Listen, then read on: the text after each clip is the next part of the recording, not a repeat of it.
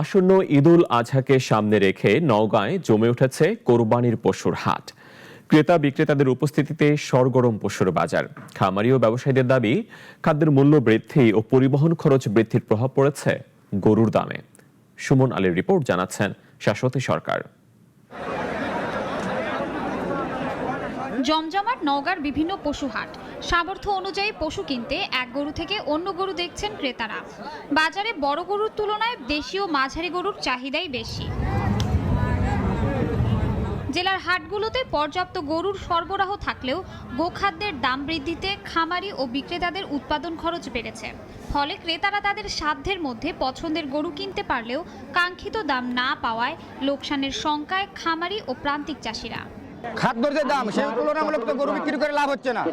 সাধারণ মানুষ তো এভাবে তো গরু পালন করে লাভ করতে পারবে না। খাদ্যের দাম অতিরিক্ত, সেই দামে আমরা গরুর দাম পাচ্ছি না। 30% ভাড়া বাড়ছে, সেই হিসাবে মনে করেন যে গরুর দাম তো আর কমছে না। গরুর দাম এই বাজারে এসে দাম ঠিকই আগের মতোই আছে। ছোট গরুগুলা বেচা কিনা হচ্ছে, বড় মাপের গরুগুলা কিনা বেচা খুবই কম, কাস্টমার কম, দাম বলতেছে খুবই কম।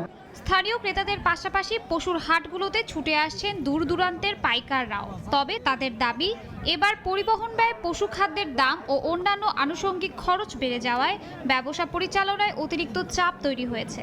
গরু দেখতেছি, পছন্দ হয়নি হবে। আমার বাজেট 80,000-এর মতো, তবে অল্প সময়ের মধ্যে গরু হয়ে যাবে ইনশাআল্লাহ। 2 ট্রাকের গরু কিনবো আমরা, দাম মোটামুটি রিজনেবলের ভিতরে পাচ্ছি।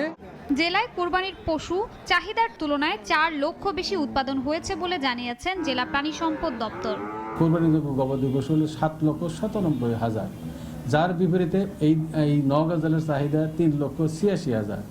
এখানে প্রায় উদ্বৃত্ত 4,10,000 গবাদি পশু উদ্বৃত্ত আছে। জেলায় কোরবানির পশু বেচা কেনার জন্য স্থায়ী ও অস্থায়ী 36টি হাট বসানো হয়েছে। হাটগুলোতে স্বাস্থ্যকর পরিবেশ ও নিরাপত্তা নিশ্চিতে প্রশাসনের পাশাপাশি কাজ করছে হাট ইজারাদাররা। শাশ্বতী সরকার, নাগরিক।